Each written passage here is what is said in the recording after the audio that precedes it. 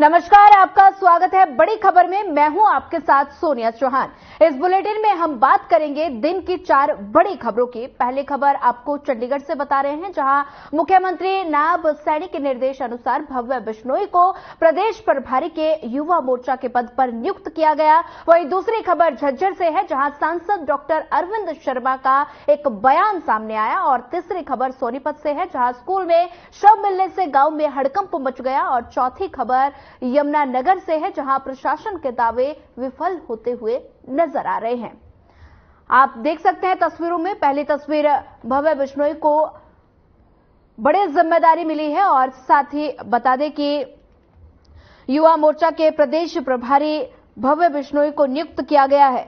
दूसरी खबर झज्जर से, जहां पर दीपेंद्र का अरविंद शर्मा पर पलटवार। राजनीति छोड़ने वाले बयान पर अरविंद शर्मा को घेरा और जनता खुद फैसला कर देगी, ये दीपेंद्र हुड्डा का बयान आया। चौथी खबर है सोनीपत से, जहां बता दें तीसरी खबर, जहां स्कूल में एक शख्स का शव मिला है। तेजधार हथियार से शख्स की हत्या की गई और शव मिलने से पूरे गांव में सनसनी फैल गई।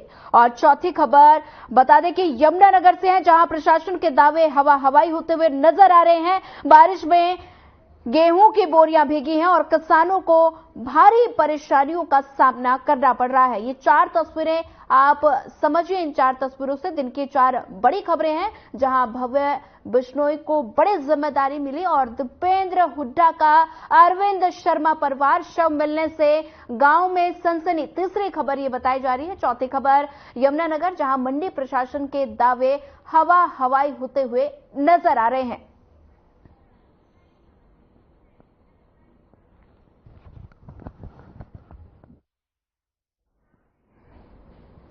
चलिए बढ़ते हैं पहली खबर की ओर। खबर चंडीगढ़ से है, जहां हरियाणा के मुख्यमंत्री नायब सैनी के निर्देशानुसार भव्य बिश्नोई को प्रदेश प्रभारी के युवा मोर्चा के पद पर तुरंत प्रभाव से नियुक्त किया गया और एक बड़ी जिम्मेदारी सौंपी गई है।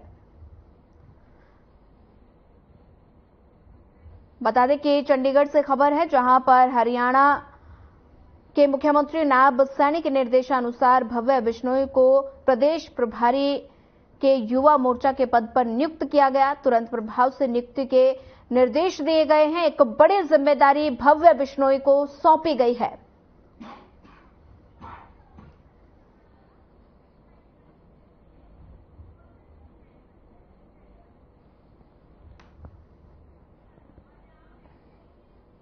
वैसी खबर पर ज्यादा जानकारी साझा करने के लिए हमारे साथ चंडीगढ़ से संवाददाता ओपी शर्मा हमारे साथ जुड़ गए हैं। ओपी शर्मा, भव्य बिश्नोई को बड़ी जिम्मेदारी मिली है। सीएम नायब सैनी ने तुरंत प्रभाव से नियुक्ति के निर्देश दिए हैं। क्या कुछ ज्यादा जानकारी, अपडेट दे दीजिए।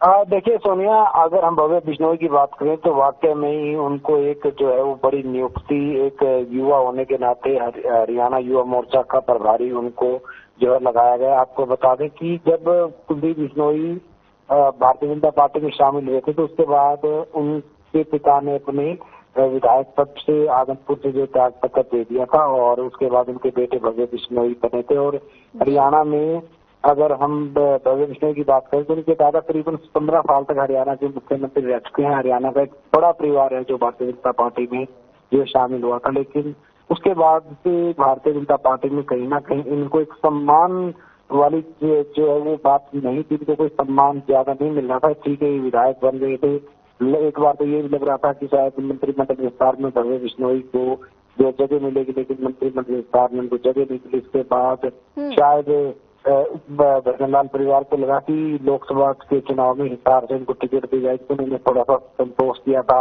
लेकिन जब हिसार लोकसभा में उनको टिकट नहीं दी, तो कहीं ना कहीं जो कुलदीप बिश्नोई और इनका परिवार है वो भारतीय जनता पार्टी के हिसार से जो प्रत्याशी रणजीत चौटाला है उनके प्रचार से कहीं ना कहीं जो निरादर हो गया था। एक तरह से दोनों की, भव्य बिश्नोई की बात करें या फिर बीजेपी प्रत्याशी रणजीत चौटाला की बात करें, उनके काफी ट्वीट सामने आए थे, गिले शिकवे जो कहीं ना कहीं एक दूसरे पर निशाना साध रहे थे। इसके बाद 3 दिन पहले दिल्ली में मुख्यमंत्री नायब सैनी और उनकी पूरी टीम जो है इनके घर पे गई थी और इनको मान मवन जो है उनका किया गया है। और कहीं ना कहीं शायद इसी शर्त के ऊपर भजनलाल परिवार जो है वो रणजीत चौटाला के सरकार में समर्थन करेगा कि उनके बेटे को कोई जगह, उनको एक रिस्पेक्टेड जगह दी जाए। मंत्रिमंडल में जगह नहीं मिली तो कोई बात नहीं। तो उसके बाद कहीं ना कहीं ये उसी का नतीजा जो है दिखाई दे रहा है। जो 3 दिन पहले मुख्यमंत्री ने जो उनसे विस्तार से बातचीत कर रही थी, तो अब कह सकते हैं कि भव्य बिश्नोई हरियाणा भाजपा में एक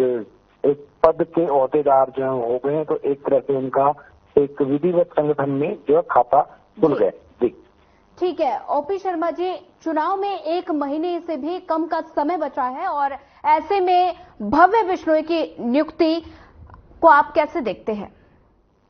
देखिए, एक युवा चेहरा है, आदमपुर हल्के से जो है वो विधायक भी हैं और कहीं ना कहीं भारतीय जनता पार्टी में जब वो आए थे तो कुछ सपने लेके जरूर आए थे, लेकिन भारतीय जनता पार्टी में कब किसको कहाँ क्या मिल जाता है उसका पता नहीं होता। लेकिन हाँ, भव्य बिश्नोई को जो एक वाकई में पहली बार भाजपा में शामिल होती है, जो एक बड़ी जिम्मेवारी मिली है, जो अक्सर देखने को नहीं मिलती है। पार्टी में विभिन्न संगठनों, विभिन्न पदों में संघर्ष करते करते जो है वो प्रदेश प्रभारी के पद पर जो है पहुंचा जाता है। तो मान सकते हैं कि इस पद तक पहुंचने वाले करीबन शख्स की औसतन उम्र 35 से 40 साल के बीच होते, लेकिन भव्य बिश्नोई 30 साल के आसपास के ही हैं। और वाकई में अब देखना ये है कि उनको जो पद मिला है वो उसके साथ कितना जस्टिस कर पाते हैं। जी ओपी शर्मा जी, भव्य बिश्नोई की नियुक्ति चुनाव से पहले और कितना फायदा बीजेपी को पहुंचाएगी? देखिए, भव्य बिश्नोई की नियुक्ति चुनाव में कितना फायदा पहुंचाएगी नहीं बताया जा सकता, लेकिन हाँ इतना जरूर कह सकते हैं कि भव्य बिश्नोई के आने से भारतीय जनता पार्टी के हिसार लोकसभा के जो प्रत्याशी रणजीत चौटाला है उनको इसका जरूर फायदा मिलेगा, क्योंकि अब संगठन में हो चुके हैं। और तो अगर किसी भी तरीके से संगठन में जो बीजेपी प्रत्याशी जो सरकार को कुछ कमियां रहती हैं तो जाहिर सी बात है इसके लिए भव्य बिश्नोई को भी जो है जिम्मेदार माना जाएगा। तो ऐसे में भव्य बिश्नोई ऐसा कोई काम नहीं करेंगे कि उनसे पार्टी नाराज हो और वो मत लगा करके कहीं ना कहीं प्रत्याशी को जिताने की कोशिश करेंगे। आपको बता दें कि हरिद्वार का जो आदमपुर हल्का है वो चौधरी भजनलाल परिवार की विरासत रहा है और 1967 में हरियाणा बना था। इसके बाद 1967 के पहले चुनाव से लेकर आज तक जितने भी चुनाव हुए हैं या 2 उपचुनाव हुए, उन सभी उपचुनाव में भजनलाल परिवार भी कहीं ना कहीं विजेता रहा है। भजनलाल खुद यहाँ के जीते, जिनकी पत्नी जीती है, उनके बड़े बेटे भी जीते हैं, बड़े बेटे की बहू भी जीती है और अब खुद भजनलाल के पोते भव्य बिश्नोई भी वहीं से विधायक है। तो कम से कम एक हल्के में जो उनका एक ये कह सकते हैं कि पहले 50-60 साल की जो विरासत है और एक हल्के से अगर आदमपुर से उनका किशोर अगर तो कहीं जो रणजीत चौटाला है उनको काफी फायदा होगा। जी ठीक है ओपी शर्मा जी, क्या इस नियुक्ति को बीजेपी की बढ़ती गुटबाजी से जोड़कर देखा जा सकता है? क्योंकि बीजेपी ने ये कदम इसलिए उठाया है कि पार्टी में चल रही गुटबाजी को दूर किया जा सके और चुनाव से पहले ये जो 2 पार्टी है 2 गुटों में ना बटे। ओपी शर्मा, देखिए, इसको शायद गुटबाजी कहना पूरी तरीके से सही नहीं होगा, लेकिन हाँ एक गुटबाजी का एक रूप जरूर कहा जा सकता है, क्योंकि हिसार लोकसभा सीट पर भजनलाल परिवार का हमेशा से कब्जा रहा है। इस हल्के के, इस लोकसभा सीट के जितने भी 9 हल्के हैं, हर हल्कों में कहीं ना कहीं भजनलाल के समर्थकों की संख्या, उनके परिवार के समर्थक संख्या है। लेकिन जिस तरीके से भजनलाल परिवार को सम्मान नहीं मिल रहा था, तो और वो अपनी नाराजगी जो है वो ट्विटर के माध्यम से जो प्रत्याशी रणजीत चौटाला है और ये भव्य बिश्नोई इनके बीच में जो एक निशानेबाजी का गेम जो चला था, उसके बाद से कहीं ना कहीं बीजेपी को लगा कि शायद भजनलाल परिवार की नाराजगी हिसार लोकसभा के लिए घातक साबित हो सकती है। तो कह सकते हैं कि भजनलाल परिवार अपने आप में गुट है और उस गुट को साधने का या फिर उसकी नाराजगी को साधने का ये कहीं ना कहीं एक बड़ा कदम जो है भारतीय जनता पार्टी ने उठाया है। जी ठीक है ओपी शर्मा जी, ज्यादा जानकारी साझा करने के लिए आपका धन्यवाद। बढ़ते हैं अगली खबर की ओर। सांसद बढ़ते हैं अगली खबर की ओर। सांसद डॉक्टर अरविंद शर्मा ने झज्जर में आयोजित एक चुनावी जनसभा में अगली योजना में झज्जर तक मेट्रो लाने के वादे और असफल होने पर राजनीति से संन्यास लेने पर बाबत दिए गए बयान को राज्यसभा सांसद दीपेंद्र हुड्डा ने हाथों हाथ लपका है और उन्होंने कहा कि अब जो कुछ करना है रोहतक संसदीय क्षेत्र की जनता को करना है और अब कहने से बात नहीं बनेगी। जो 5 साल में किया उसका हिसाब जनता के बीच रखना होगा। कारण कि अपने 5 साल के कार्यकाल में डॉक्टर अरविंद शर्मा ने इलाके के लिए कुछ नहीं किया और अब वो सब कुछ कह रहे हैं जो कि संभव नहीं है। करनाल बता दें कि लोकसभा प्रत्याशी दिव्यांशु बुद्धिराजा को एक मामले में भगोड़ा घोषित किए जाने के सवाल पर बोलते हुए सांसद दीपेंद्र हुड्डा ने कहा कि ऐसे मामले में विपक्ष को निशाने पर लेना बीजेपी की कार्यशैली का हिस्सा बनकर रह गया है।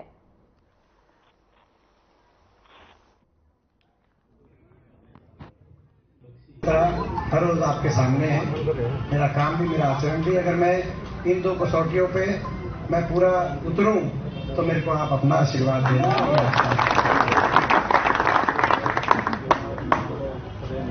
आज बड़ी खुशी की बात है गांव से, तो आज तो भाई मेरे को मैं आशीर्वाद आप देना। मैं ये विश्वास दिलाता हूं कि आपका आशीर्वाद व्यर्थ नहीं जाएगा।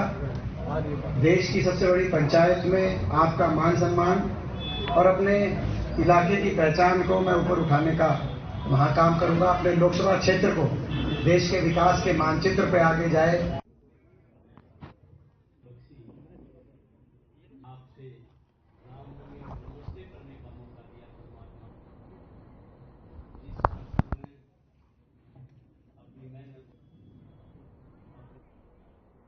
वहीं इसी खबर पर ज्यादा जानकारी साझा करने के लिए सुमित हमारे साथ जुड़ गए हैं। सुमित, अरविंद शर्मा के मेट्रो लाने वाले बयान पर दीपेंद्र हुड्डा ने अरविंद शर्मा को घेरा है। क्या चुनाव से पहले ये मुद्दा और ज्यादा गरमाएगा? देखिए, कल जो है सांसद अरविंद शर्मा जज्जर जिले के बादली में एक जनसभा को संबोधित कर रहे थे। वहां पर जो है अरविंद शर्मा ने अपने बयान में कहा था कि अगर मैं जज्जर तक मेट्रो नहीं लेकर आया तो मैं राजनीति से इस्तीफा दे दूंगा, संन्यास ले लूंगा। तो उसी के चलते अब लोकसभा चुनाव का दौर जो है चला हुआ है।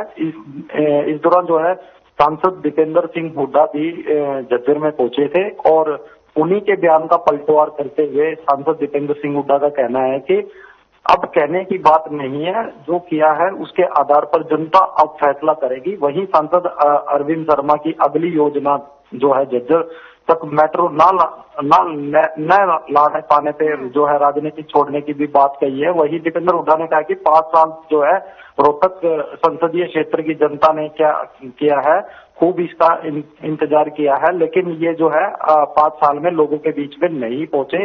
वहीं जज्जर के गांव जो है चुनावी सभा के दौरान जो मीडिया से बातचीत कर रहे थे सांसद दीपेंद्र सिंह हुड्डा और करनाल लोकसभा प्रत्याशी है जो दिव्यांशु बुद्धिराज को जो भगोड़ा घोषित करने के सवाल पर भी दीपेंद्र हुड्डा ने कहा है कि विपक्ष जो है निशाने पर ले रहे हैं और जो है भाजपा की कार्यशैली का हिस्सा है। लगातार विपक्ष के जो नेता है उनको अपने निशाने पर लिया जा रहा है। कहीं ना कहीं भाजपा की कार्यशैली पर निशाना साधा है। और वही जो कर्नाटक में जो मुस्लिम समाज को आरक्षण दिए जाने पर जो भाजपा द्वारा किए गए कटाक्ष को भी वही दीपेंद्र सिंह हुड्डा ने कहा है कि जो मुद्दे नहीं है उनको भाजपा द्वारा मुद्दा बनाया जा रहा है और भाजपा बताए अपने विकास कार्य सही समय पर। हमने अपने प्रत्याशियों की लिस्ट भी जारी की है और हरियाणा में कांग्रेस का अच्छा प्रदर्शन रहेगा। वहीं केएमपी को अधूरा छोड़ने पर जो है भागने वाले राष्ट्रीय ओम प्रकाश धनखड़ ने भी बयान दिया है। कई बार जो है राष्ट्रीय भाजपा के राष्ट्रीय सचिव है ओम प्रकाश धनखड़, वो दीपेंद्र हुड्डा पर लगातार बयानबाजी करते रहते हैं कि केएमपी तक भी छोड़ गए थे। उनके भी बयान का जो है पलटवार किया है। दीपेंद्र हुड्डा ने कहा कि जनता सब जानती है और किस शासन में कितना विकास कार्य हुआ है और झज्जर और रोहतक लोकसभा क्षेत्र में कितना विकास कार्य हुआ है और आने वाला समय जो है जनता ही फैसला इसका करेगी। जी ठीक है सुमित शर्मा जी। सुमित कुमार, लगातार दीपेंद्र हुड्डा बीजेपी के हर बयान पर बीजेपी को घेर रहे हैं और बीजेपी की ओर से क्या कोई रिएक्शन इस पर आया है? बिल्कुल, सांसद दीपेंद्र सिंह हुड्डा है, लगातार वो भी रोहतक लोकसभा क्षेत्र से भाजपा के उम्मीदवार हैं और लगातार बयानबाजी चली है। दोनों पार्टियों में आरोप प्रत्यारोप चले हुए हैं। वहीं सांसद दीपेंद्र सिंह हुड्डा द्वारा जो है भाजपा पर प्रहार किया जाता है, वही रोहतक लोकसभा के जो सांसद है उन पर जो है वो बीजेपी के अरविंद शर्मा है, वो भी जो है कांग्रेस पार्टी पर जमकर प्रहार कर रहे हैं। वो अब जनता के बीच में जो जा रहे हैं वो एक ही बात कह रहे हैं कि अगर झज्जर तक मैं मेट्रो ट्रेन नहीं ला सका तो मैं जो है राजनीति से संन्यास ले लूंगा। तो सांसद दीपेंद्र सिंह हुड्डा भी कहीं ना कहीं पीछे नहीं हट रहे हैं। वो भी सुमित कुमार, दीपेंद्र हुड्डा कह रहे हैं कि जनता फैसला करेगी। क्या लगता है कि अरविंद शर्मा अगर मेट्रो नहीं बनवा पाए तो क्या लगता है कि सच में वो संन्यास ले लेंगे? बिल्कुल, देखने वाली बात यह है कि सांसद अरविंद शर्मा ने मंच के माध्यम से ये बयान जो है जारी किया है। अब देखने वाली बात है, अगर रोहतक लोकसभा सीट से भाजपा के प्रत्याशी अरविंद शर्मा अगर जीत हासिल करते हैं, अगर झज्जर में जो है अगर मेट्रो नहीं ला पाए तो कहीं ना कहीं उन्हें अपनी हार भी निश्चित माननी पड़ेगी और कहीं ना कहीं जनता से भी मुंह मोड़ना पड़ेगा।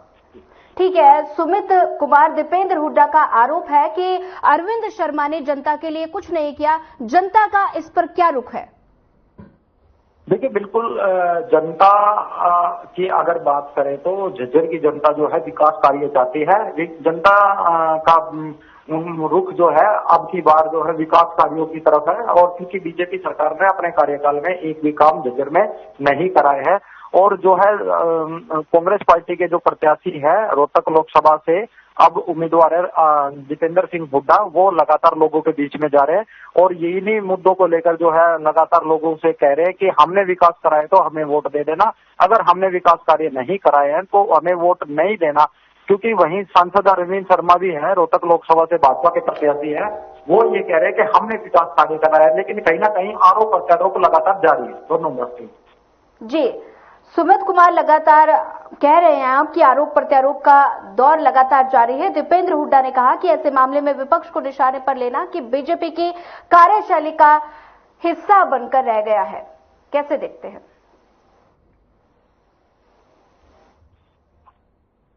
देखिए, मैं आपको बता देता हूँ, सांसद डॉक्टर अरविंद शर्मा है, झज्जर में आयोजित एक चुनावी जनसभा में अगली योजना के में जो है झज्जर तक मेट्रो लाने के वायदे और असफल होने पर राजनीति में से संन्यास लेने के बाबत दिए गए बयान को लेकर राज्यसभा सांसद है दीपेंद्र सिंह हुड्डा, वो हाथों हाथ उनका बयान भी लपक रहे हैं और उन्होंने कहा है कि जो कुछ करना है अब रोहतक संसदीय क्षेत्र की जनता ही करेगी। और अब उनका कहना है कि अगर बात नहीं बनेगी तो जो 5 साल में जो किया है उसका हिसाब जनता के बीच रखना होगा। लेकिन कारण अपने 5 साल में जो है कार्यकाल में डॉक्टर अरविंद शर्मा जो है इस इलाके में कुछ नहीं किया है और वहीं दीपेंद्र सिंह हुड्डा का कहना है और 5 साल में लोगों के बीच में भी नहीं गए हैं। वहीं दीपेंद्र सिंह हुड्डा ये कह रहे हैं कि अब जनता इनको जवाब भी दे रही है और इनका विरोध भी हो रहा है। जी ठीक है, दीपेंद्र हुड्डा की तरफ से करनाल प्रत्याशी दिव्यांशु बुद्धिराजा को एक मामले में भगोड़ा घोषित किए जाने को लेकर बीजेपी की कार्यशैली पर सवाल उठे हैं। इस पर क्या कुछ प्रतिक्रिया? बिल्कुल, दिव्यांशु बुद्धिराजा है जो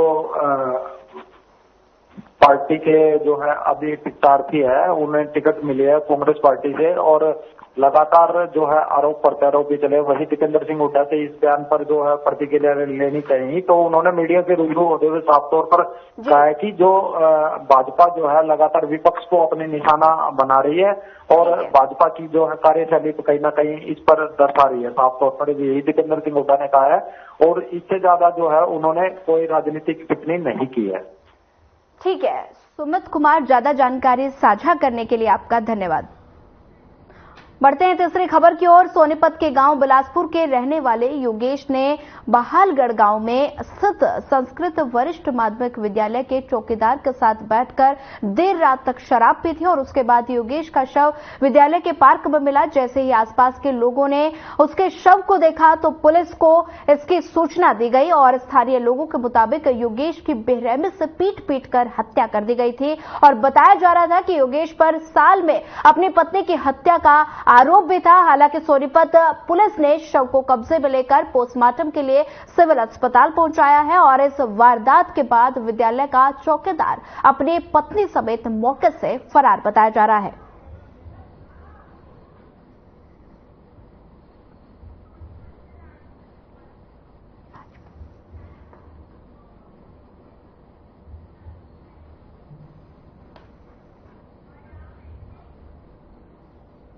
वहीं इसी खबर पर ज्यादा जानकारी साझा करने के लिए हमारे साथ सोनीपत से लाजपत जुड़ गए हैं। लाजपत जी, लगातार सोनीपत से ये घटना सामने आई है जहां पर एक शख्स का शव मिला है और अब तक पुलिस की तरफ से क्या कुछ कार्रवाई इस मामले में की गई है? लाजपत जी बिल्कुल, देखिए गाँव का दौर है और गाँव के करीब मामले में नहीं आ रहा ऐसा मामला देखने को मिला जिसकी हत्या हुआ था, जिसने अपनी जो लिहाजपुर गाँव की घटना है, लिहाजपुर गाँव की काफी बड़ी बात है। इससे भी हत्या किया है, उनको हिरासत में ले लिया है। हत्या का कारण क्या है, जल्द बात होगी कि कानून का कोई पहले, लेकिन अभी जो है तुरंत तरीके से जो हत्या थी पति और पत्नी अभी नहीं खिला पाएगा। लेकिन अगर बात करें तो एक महीने में अधिक से ज्यादा अनेक तरह के जो मर्डर के मामले काफी रहती है,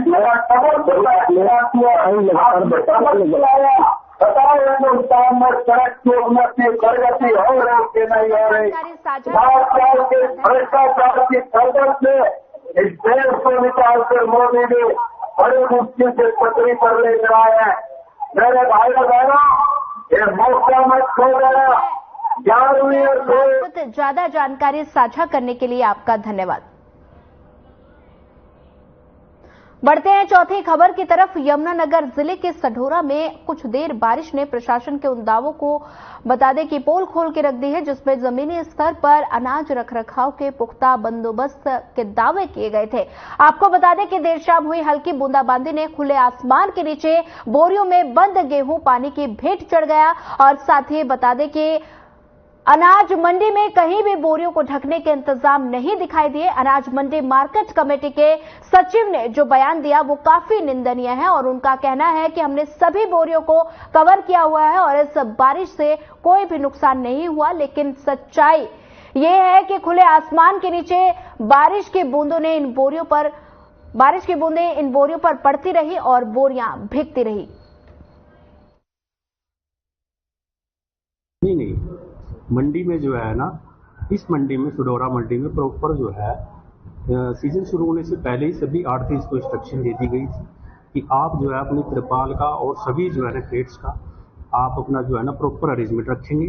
और जो है ना यहाँ पर इतनी ज़्यादा बरसात हुई भी नहीं है, हल्की फुल्की बरसात हुई है, लेकिन सभी ने जो है ना अपने उसको प्रॉपर रूप से जो है ना उसको कवर किया हुआ है। और हमने अपने शेड भी इनको अरेंजमेंट करने के लिए दिए हैं, यदि हमारे शेड की जरूरत पड़े वो भी हमने इनको उपलब्ध करवाए हैं। यमुनानगर जिले के सढौरा में कुछ देर बारिश ने प्रशासन के उन दावों को धोकर रख दिया जिसमें जिला स्तर पर अनाज रखरखाव के पुख्ता बंदोबस्त के दावे किए जा रहे थे। वहीं आपको बता दें कि देर शाम हुई हल्की बूंदाबांदी ने खुले आसमान के नीचे बोरियों में बंद गेहूं के पानी की भेंट चढ़ गया और साथ ही अनाज मंडी में कहीं भी बोरियां को ढकने के इंतजाम नहीं दिखाई दिए। अनाज मंडी मार्केट कमेटी के सचिव ने जो बयान दिया वो काफी निंदनीय है और उनका कहना है कि हमने सभी बोरियों को कवर किया हुआ है और बारिश से कोई भी नुकसान नहीं हुआ, लेकिन सच्चाई ये है कि खुले आसमान के नीचे बारिश की बूंदें इन बोरियों पर पड़ती रही और बोरियां भीगती रही। तस्वीरों में देख सकते हैं यमुनानगर की तस्वीरें हैं जहां पर प्रशासन के दावे हवाई होते हुए नजर आ रहे हैं। प्रशासन की पोल खोलते हुए ये तस्वीरें आप देख सकते हैं जहां पर किसानों को भारी परेशानियों का सामना करना पड़ रहा है। किसानों की फसलें खुले आसमान के नीचे हैं और जिसकी वजह से बारिश ने फसलों को भिगो दिया और किसानों की परेशानी को बढ़ा दिया। बता दें कि प्रशासन के दावे हवाई होते हुए नजर आ रहे हैं।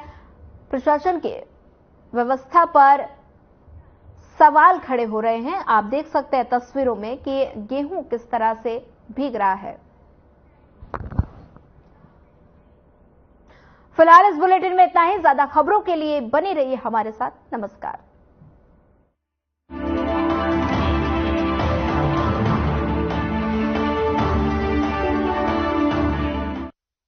10 साल में गरीब और अमीर के बीच आया फर्क